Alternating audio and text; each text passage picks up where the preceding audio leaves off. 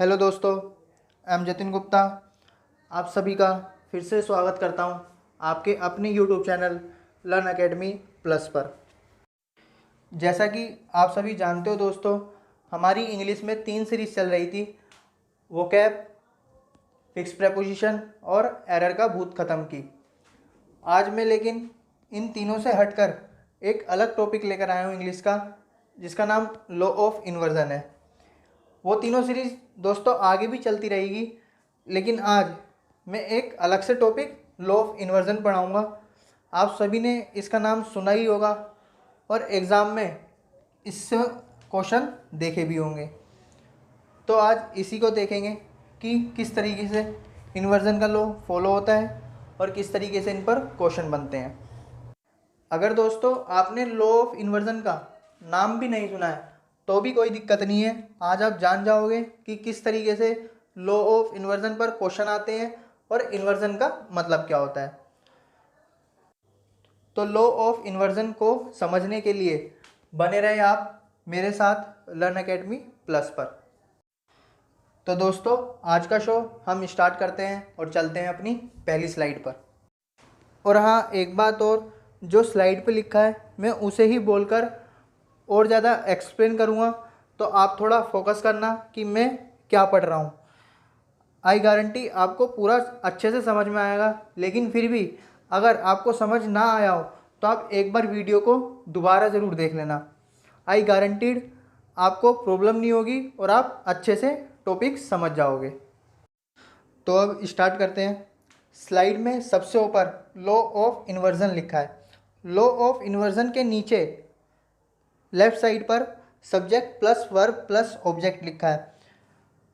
मेरे कहने का मतलब ये है कि जो जनरली हमारा सेंटेंस बनता है उसका structure subject plus verb plus object होता है कि नहीं फ्रेंड्स।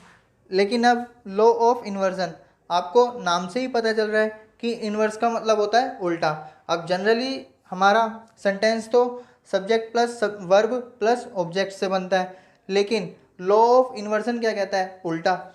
यानी कि वर्ब सब्जेक्ट के पहले आ जाए, मतलब कि verb plus subject plus object. अगर सेंटेंस का स्ट्रक्चर आपका verb plus subject plus object रहता है तो वो लॉ ऑफ इन्वर्जन कहलाता है। अब देखते हैं स्टूडेंट्स कि इन्वर्जन का रूल कहाँ कहाँ फॉलो होता है। स्लाइड में सबसे नीचे 4 टाइप लिखे हैं इन्वर्जन के। First type interrogative, second narration, third adverb, fourth conjunction. Interrogative में तो दोस्तों आप सब जानते ही हो, जब आप क्वेश्चन पूछते हो तो वर्ब या WH फैमिली के साथ वर्ब प्लस सब्जेक्ट का स्ट्रक्चर रहता है आपका, तो उसे ही हम इन्वर्जन बोलते हैं। आगे देखेंगे कि किस तरीके से इंटेरोगेटिव, नरेशन और एडवर्ब और कंजंक्शन से आपके एग्ज़ाम में क्वेश्चन बनते हैं इन्वर्जन को लेकर। अब स्टूडेंट्स चलते हैं अपनी नेक्स्ट स्लाइड पर। नेक्स्ट स्लाइड पे फर्स्ट टाइप है इंटेरोगेटिव। इंटेरोगेटिव मतलब क्वेश्चन मार्क, मतलब कि आप क्वेश्चन पूछ रहे हो। अब दोस्तों एक चीज़ हमेशा याद रखना, आप स्पीकिंग में तो बिना क्वेश्चन मार्क के आप क्वेश्चन पूछ लेते हो, लेकिन जब भी आप रिटन लैंग्वेज में आप क्वेश्चन पूछोगे तो आपका क्वेश्चन मार्क का लगा होना वहाँ पे ज़रूरी है, अदरवाइज़ वो सेंटेंस आपका गलत कहलाएगा।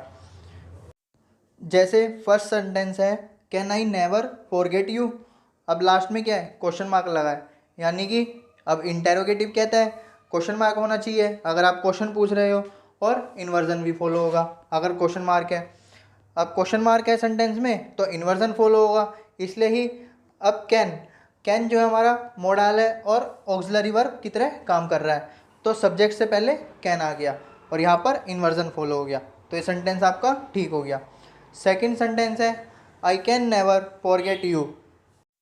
अब लास्ट में क्या है, फुल स्टॉप लगा है, यानी कि यहाँ पर क्वेश्चन नहीं पूछ रहा है भाई, ये सेंटेंस इंटेरोगेटिव तो है नहीं, तो यहाँ पर इन्वर्जन फॉलो नहीं होगा, तो ये सेंटेंस भी अपने आप में सही हो गया, लेकिन ये इन्वर्जन का सेंटेंस नहीं है, ये याद रखना दोस्तों।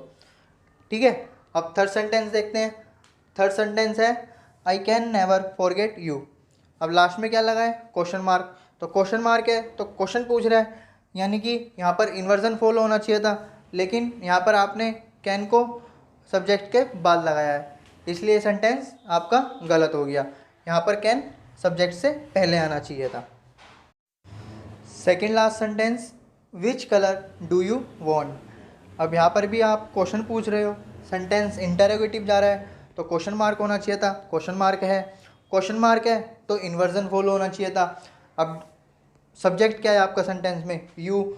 अब यू से पहले आपकी वर्ब आनी चाहिए थी, और वर्ब क्या है, ऑक्सिलरी वर्ब जो डू है, तो डू सब्जेक्ट से पहले है, तो यहाँ पर भी आपका इन्वर्जन फॉलो हो रहा है, ये सेंटेंस भी आपका ठीक हो गया।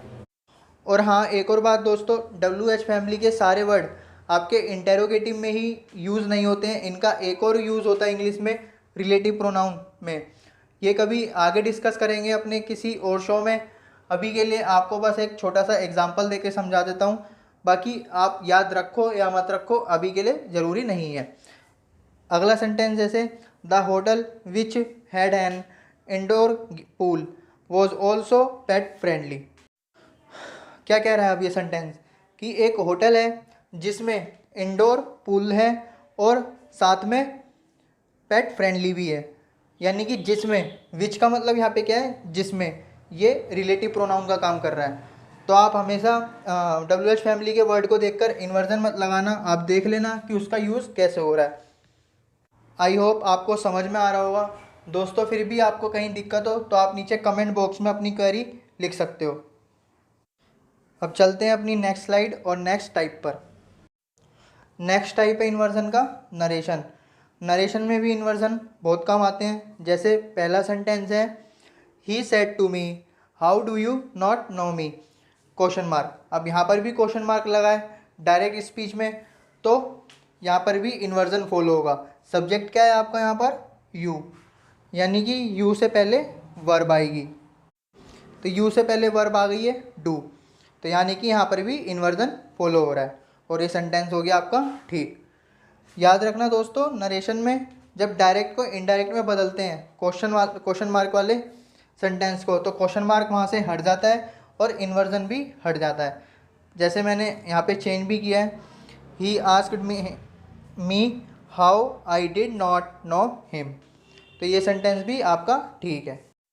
अब नेक्स्ट एग्जांपल दोस्तों आप ध्यान से सुनना, क्योंकि इस पर क्वेश्चन बनते हैं, ये आपको सेंटेंस इम्प्रूवमेंट में आ जाता है। एग्जांपल है, you are my best friend said Rahul. अब ऊपर तो रिपोर्टिंग वर्ब जो थी पहले लिखी हुई थी कि ही सेड टू मी, लेकिन इस वाले सेंटेंस में क्या हो गया है कि रिपोर्टिंग वर्ब को बाद में लिख दिया है, सेड राहुल। बस इसी का सारा खेल है। अगर रिपोर्टिंग वर्ब आपकी बाद में लिखी जाए डायरेक्ट स्पीच में, और याद रखना कि अगर डायरेक्ट स्पीच में रिपोर्टिंग वर्ब आपकी बाद में लिखी हुई है, अगर वहाँ पे नाउन या प्रोनाउन में से यूज़ होने वाला वर्ड नाउन है, तो वो हमेशा इन्वर्जन फॉलो करेगा, मतलब कि नाउन से पहले वर्ब आएगी। जैसे ऊपर लिखा है सेड राहुल, सेकंड सेंटेंस में सेड राहुल, राहुल क्या है, नाउन है, तो नाउन से पहले वर्ब आ गई, तो यहाँ पर भी इन्वर्जन फॉलो हो रहा है। वहीं तीसरे सेंटेंस में आई सेड लिखा है, तो आई क्या है, यहाँ पे प्रोनाउन है, अगर प्रोनाउन लिखा होगा तो यहाँ पे वर्ब बाद में आएगी, यानी कि इन्वर्जन फॉलो नहीं होगा।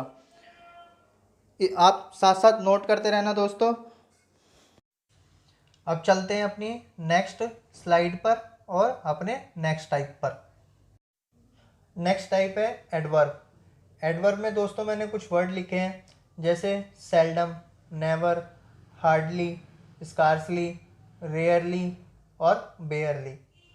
नेवर को छोड़कर इन सभी वर्डों का मतलब मुश्किल से है, और नेवर का मतलब तो आप सभी जानते ही हो, कभी नहीं, और ये सभी वर्ड एडवर्ब होते हैं। ठीक है, अगर सेंटेंस इन सभी वर्ड से स्टार्ट हो रहा है, मतलब कि जैसे मैंने नीचे अगली लाइन में लिखा है, adverb plus verb plus subject plus object, मतलब कि अगर ये सभी वर्ड से सेंटेंस स्टार्ट हो रहा है तो इन्वर्जन फॉलो होगा, यानी कि सब्जेक्ट से पहले वर्ब आएगी। मतलब कि स्ट्रक्चर होगा adverb plus verb plus subject plus object. और अगला स्ट्रक्चर हमारा वही नॉर्मल वाला, बस थोड़ा सा चेंजेस है, subject plus verb plus adverb plus verb plus object. मतलब कि यही सब एडवर्ब जो सेल्डम, हार्डली, स्कार्सली, कहने का मतलब ये है कि अगर इन सभी वर्ड का यूज़ सेंटेंस में सबसे पहले होता है तो ये इन्वर्जन फॉलो करेंगे, मतलब कि सब्जेक्ट से पहले वर्ब आएगी। और इन सभी वर्ड का यूज़ सेंटेंस के बीच में होता है तो अपना वही नॉर्मल वाला सेंटेंस का स्ट्रक्चर रहेगा, subject plus verb plus adverb plus verb plus object वाला। जैसे नीचे एग्जाम्पल देख लेते हैं। फर्स्ट एग्जाम्पल है she hardly ever went on holiday. अब हार्डली का यूज़ सब्जेक्ट के बाद हुआ है तो यहाँ पे इन्वर्जन फॉलो नहीं होगा। दूसरा सेंटेंस है hardly ever did she go on holiday.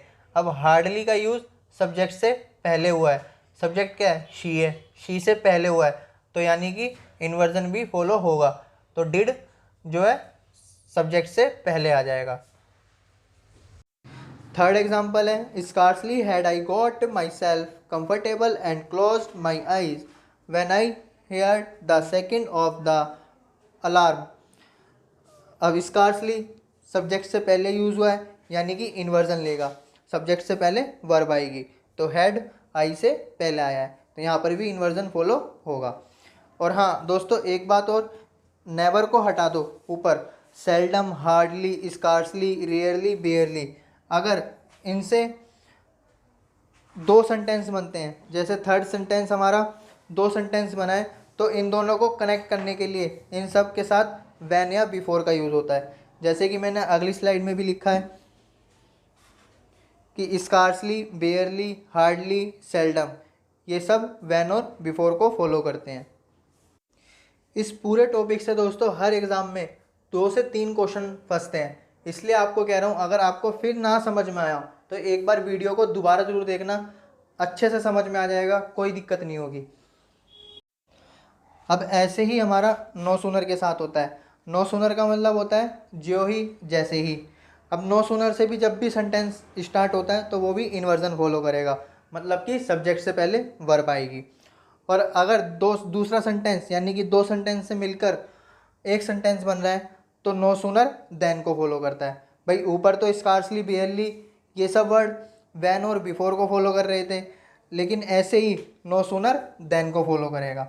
और देन भी याद रखना THAN वाला, इससे भी एक एरर आ जाती है कि वो एग्ज़ाम में THEN वाला लिख देते हैं, लेकिन यहाँ पर THAN वाला देन है।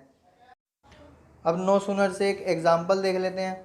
No sooner had she finished her speech then the lights went out. जैसे ही उसने अपनी स्पीच ख़त्म करी वैसे ही लाइट चली गई।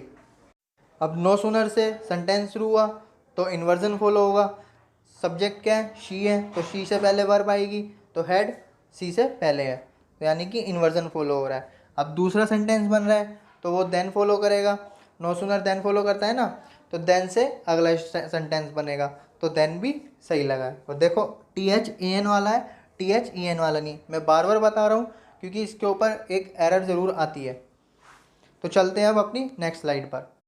नेक्स्ट एंड लास्ट टाइप है हमारा इन्वर्जन का कंजंक्शन। अब कंजंक्शन में भी कौन से कंजंक्शन, जैसे not only but also, either और, नीदर नोर। अब ये नॉर्मली तो सबको पता होता है कि ये सेम पार्ट ऑफ स्पीच को फॉलो करते हैं। जो नॉट ओनली के साथ आता है वही बट ऑल्सो के साथ आता है, जो इधर के साथ आता है वही और के साथ आता है, लेकिन बहुत कम स्टूडेंट्स को पता होता है कि ये भी इन्वर्जन फॉलो करते हैं। देखते हैं जैसे एग्जाम्पल में, एग्जाम्पल फर्स्ट है you did not go to the movie, neither did I. देखो स्टूडेंट लास्ट में सब्जेक्ट क्या है, आई से पहले वर्ब लगी है डिड, क्यों लगी है, क्योंकि वहाँ पर नीदर है, यानी कि यहाँ पर भी इन्वर्जन फॉलो हो रहा है। तो यहाँ पर भी इन्वर्जन फॉलो करेगा जब नीदर और नोर लगा होगा। जैसे सेकंड एग्जांपल है you are not sure about it nor am I. अब इस सेंटेंस में भी लास्ट में सब्जेक्ट क्या है, आई, और आई से पहले वर्ब लगी है, क्यों लगी है, क्योंकि यहाँ पर नोर है, तो ये भी इन्वर्जन फॉलो करेगा। और सब्जेक्ट से पहले वर्ब लगेगी, नॉर एम आई। ठीक है ये। Now next slide. अब ये कुछ फ्रेज़ है दोस्तों जो अगर इनसे सेंटेंस स्टार्ट होता है तो ये भी इन्वर्जन फॉलो करते हैं। ठीक है, याद करने की ज़रूरत नहीं है, मैं आपको एक ट्रिक दे देता हूँ। पहले सुन लो कौन कौन सी फ्रेज़ है। नो से जितनी भी फ्रेज़ बनती है, under no circumstances, on no account, on no condition, at no time, in no way, no से जितनी भी फ्रेज़ बनेगी और उनसे अगर सेंटेंस शुरू हो रहा है तो इन्वर्जन फॉलो करेगा। ऐसे ही अगला है ओनली। ओनली से जितनी भी फ्रेज़ बनेगी और सेंटेंस अगर उनसे स्टार्ट हो रहा होगा तो इन्वर्जन फॉलो करेगा।